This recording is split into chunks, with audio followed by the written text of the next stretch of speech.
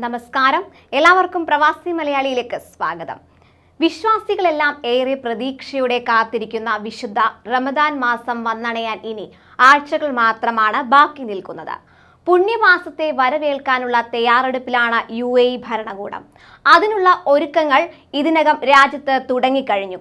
Covid വ്യാപനം കുറഞ്ഞ സാഹചര്യത്തിൽ കഴിഞ്ഞ 2 വർഷത്തിലേതുപോലുള്ള നിയന്ത്രണങ്ങൾ ഇത്തവണ ഉണ്ടാവില്ലെന്ന ആശ്വാസത്തിലാണ് എല്ലാവരും. റമദാൻ ടെന്റുകൾ തിരികെ വരുന്നതാണ് ഇത്തവണത്തെ വലിയ വിശേഷം. സ്വദേശികളും പ്രവാസികളും എല്ലാം ഒന്നിച്ചിരുന്ന് ഭക്ഷണം കഴിക്കുന്ന ഇഫ്താർ ടെന്റുകൾ കോവിഡ് വ്യാപനത്തിന്റെ പശ്ചാത്തലത്തിൽ കഴിഞ്ഞ 2 വർഷമായി മുടങ്ങിക്കിടക്കുകയായിരുന്നു. എന്നാൽ ഇത്തവണ UAE-യിൽ റമദാൻ ടെന്റുകൾക്ക് അനുമതി നൽകി അധികൃതർ ഉത്തരവിറക്കിയിരിക്കുകയാണ്. റമദാൻ മാസത്തിൽ പാലിക്കേണ്ട പുതിയ COVID-19 മാർഗനിർദ്ദേശങ്ങളോടെയാണ് national emergency and crisis management authority കഴിഞ്ഞ ദിവസം ഇക്കാര്യം പ്രഖ്യാപിച്ചത്.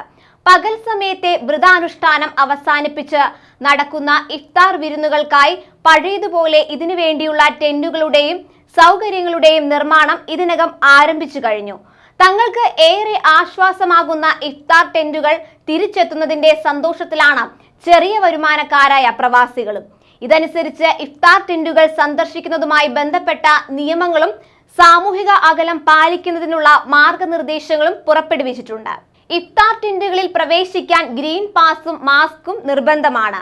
ഓരോ റമദാൻ ടെന്റുകളിലും ആളുകളുടെ പ്രവേശനവും പുറത്തുകടക്കലും നിയന്ത്രിക്കുന്നത് സുരക്ഷാ ഗാർഡുകളെയോ സന്നദ്ധ പ്രവർത്തകരെയോ ബന്ധപ്പെട്ടവർ വിന്യസിക്കണം. ഇഫ്താർ ടെന്റുകൾ സ്ഥാപിക്കുന്നതിന് എമിറേറ്റ്സ് റെഡ് ക്രസന്റിൽ നിന്ന് മുൻകൂർ അനുമതി വാങ്ങണം. ഓരോ എമിറേറ്റിലെയും പ്രാദേശിക emergency crisis and disaster management കമ്മിറ്റികൾക്കായിരിക്കും ഇഫ്താർ ടെന്റുകൾ സ്ഥാപിക്കുന്നതിന് അനുമതി നൽകുന്നതിനോ നിരസിക്കുന്നതിനോ ഉള്ള ചുമതലയുള്ളത്. ERC-യുമായി ഏകോപിപ്പിച്ച് ഓരോ ടെന്റിലും അനുവദിക്കുന്ന ആളുകളുടെ എണ്ണം തീരുമാനിക്കാനുള്ള ഉത്തരവാദിത്വവും അവർക്കായിരിക്കും. റമദാനെ വരവേൽക്കാൻ ജനങ്ങൾക്കും കുട്ടികൾക്കും സൗകര്യം ഒരുക്കുന്നതിന്റെ ഭാഗമായി നോമ്പ് കാലത്ത് ഓഫീസുകളുടെയും സ്കൂളുകളുടെയും പ്രവർത്തന സമയങ്ങളിൽ മാറ്റം വരുത്തിക്കൊണ്ടുള്ള പ്രഖ്യാപനം കഴിഞ്ഞ ദിവസം അധികൃതർ പുറപ്പെടുവിച്ചിരുന്നു.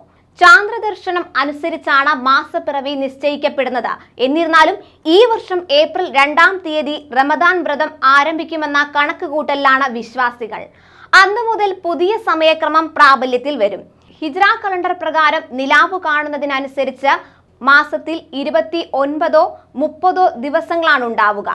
ഇത് പ്രകാരം മെയ് ആദ്യ ദിനങ്ങളിലായിരിക്കും ഈദുൽ ഫിത്തർ ആഘോഷം.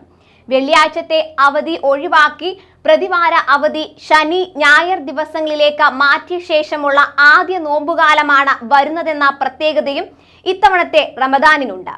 അതുകൊണ്ട് തന്നെ ഇത്തവണത്തെ റമദാനിൽ വെള്ളിയാഴ്ച പ്രവൃത്തി ദിനമായിരിക്കും. കൂടുതൽ പ്രവാസി വാർത്തകൾക്കായി ചാനൽ സബ്സ്ക്രൈബ് ചെയ്യുക.